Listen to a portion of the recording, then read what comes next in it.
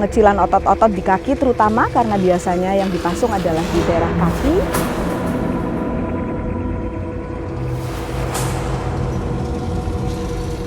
Kebetulan banyak masyarakat yang dipasung, saya terpanggil hati saya. Orang dengan gangguan jiwa ini tingkat di dalam keteraturan minum obat di sini akan mengurangi angka kekambuhan.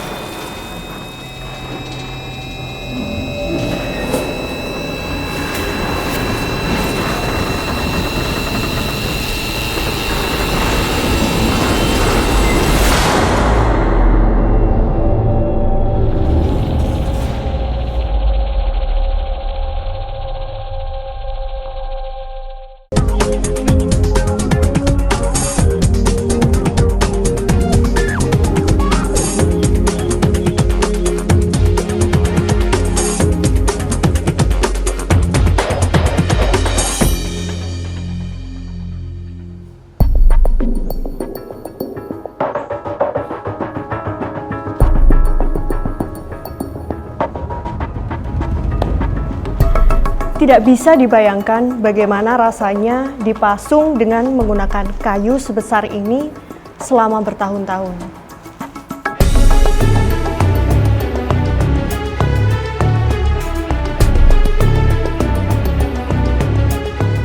Padahal menurut Undang-Undang Nomor 39 Tahun 1999, pemasungan jelas merupakan pelanggaran hak asasi manusia.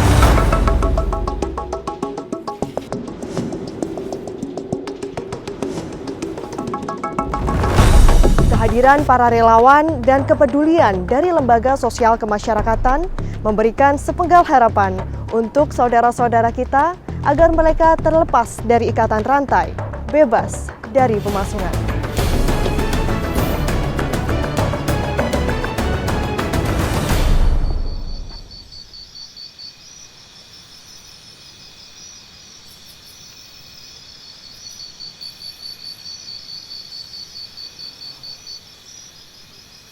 Pagi itu, kami mengunjungi penderita gangguan jiwa di Kabupaten Blitar, Jawa Timur yang sudah 16 tahun hidup dalam kondisi dipasung dengan cara dirantai.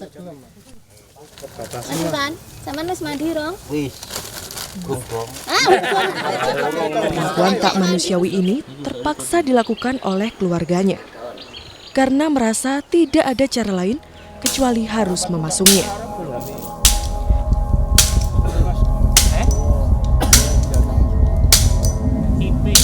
Kula ya hasilnya enten. Wong nate kula digujer niku nate. Ya nate pun ajeng di ketene pun nate kula niki. Nggih.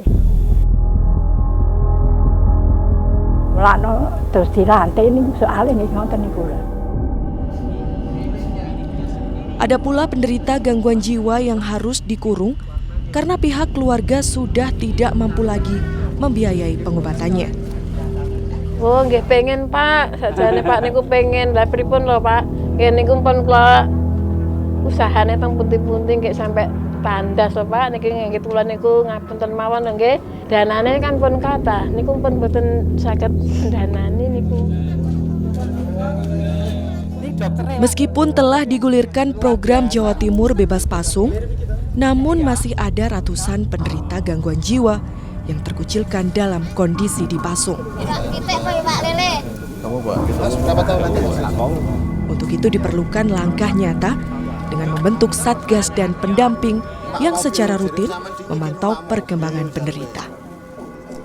Kita harus mendekati keluarga, negosiasi dengan keluarga supaya pasien bisa kita bebaskan, kita rujuk ke RSJ, baik melalui Dinas Kesehatan, Puskesmas, maupun dengan RSJ kita selalu mengadakan koordinasi secara rutin. Apa kendala-kendala terkait dengan obat, penanganan, dan segala macam itu nanti kita akan koordinasikan lebih lanjut dengan yang lebih menguasai tentang kesehatan.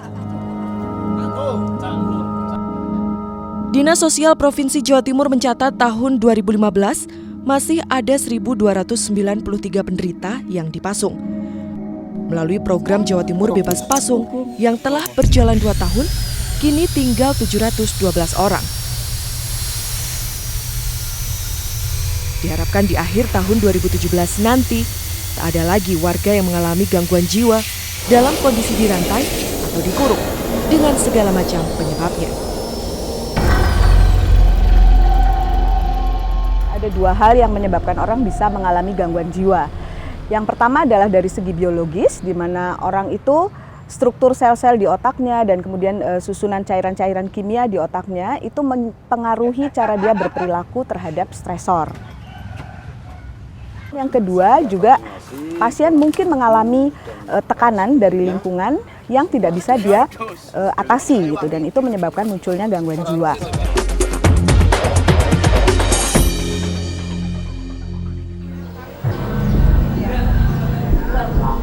Banyak orang mengalami gangguan pada kesehatan mentalnya akibat berbagai persoalan hidup.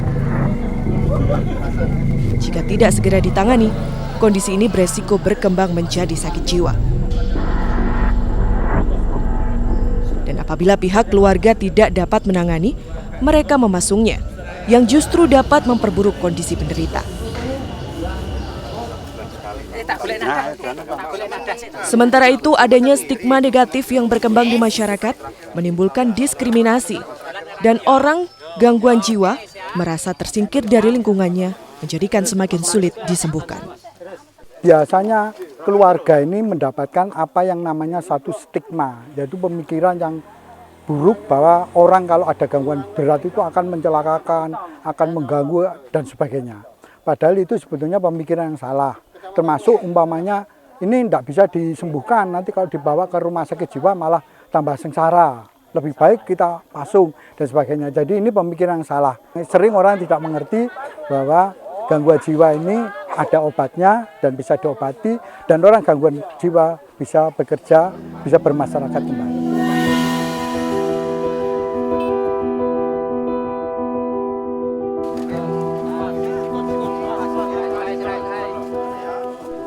Proses evakuasi penderita untuk dirujuk ke rumah sakit jiwa merupakan bagian dari tahapan program bebas pasung yang membutuhkan koordinasi lintas sektoral sampai di tingkat desa.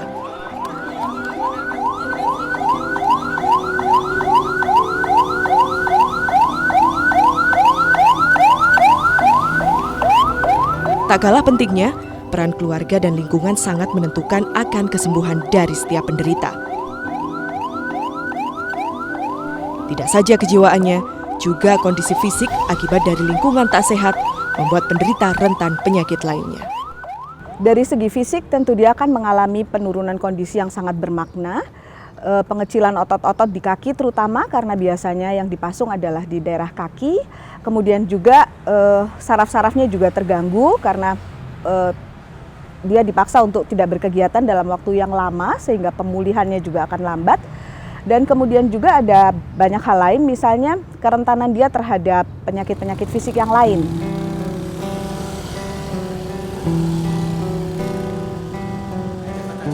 Guna mewujudkan program Indonesia Bebas Pasung, RSJ Rajiman Widyo Diningrat Lawang, Malang, Jawa Timur senantiasa mengupayakan orang dengan gangguan jiwa mendapatkan penanganan dan perawatan yang tepat dengan mengenali latar belakang dan dampak pemasungan.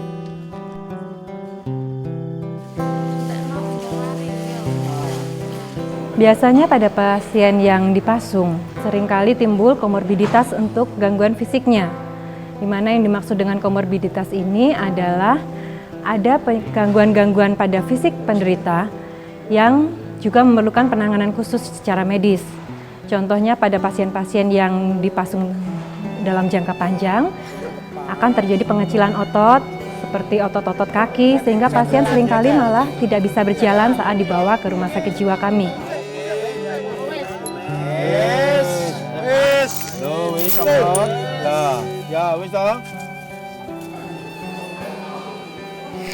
Karena penyakit jiwa ini berlangsung cukup lama, tentu penanganannya pun membutuhkan waktu yang cukup lama pula. Oke, ya siapa namanya? Siapa namanya?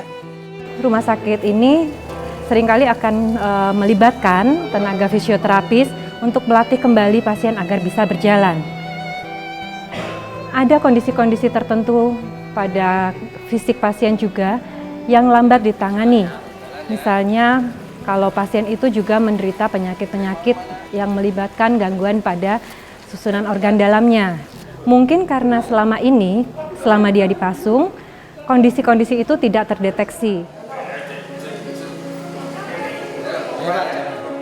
Proses rehabilitasi memerlukan beberapa tahapan sampai pasien dirasa mampu melakukan kegiatan produktif sesuai dengan kemampuannya.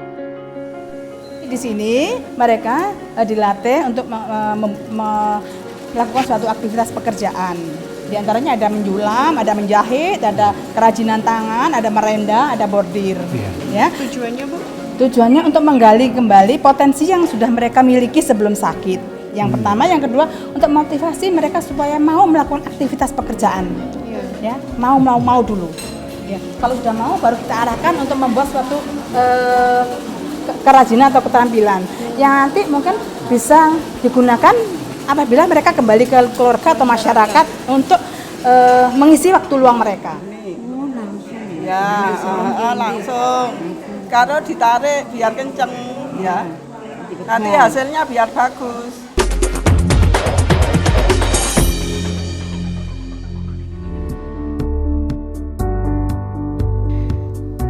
Kita sadari pelayanan kesehatan jiwa yang ada di negeri ini belumlah merata hingga ke pelosok desa. Keterbatasan akses pelayanan kesehatan menjadi salah satu penyebab banyaknya orang dengan gangguan jiwa dipasung. Namun tidak demikian dengan Puskesmas Bantur, Kabupaten Malang. Selain memberikan pelayanan umum, juga membuka pelayanan kesehatan polijiwa.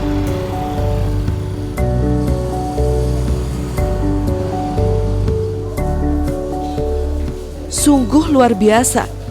Meskipun jauh dari pusat kota Malang, Puskesmas Pembantu di bidang kesehatan jiwa telah memberikan manfaat yang berarti untuk kesembuhan pasien gangguan jiwa. Jadi tetap Pak Samad minum obat, cepat waras. Samad nggih. Kalau niki kajenge empun, tapi kados keluarga ngeten niki nggih, Pak, nggih. Kajenge sehat total. Terus diusahakan. Pelayanan kesehatan polijiwa dilakukan setiap hari Rabu dengan jumlah kunjungan 25 sampai 30 pasien. Tekanan darahnya itu normal 120/80. Sebagai pelayanan kesehatan primer, Puskesmas Bantur terus mengembangkan program layanan kesehatan jiwa.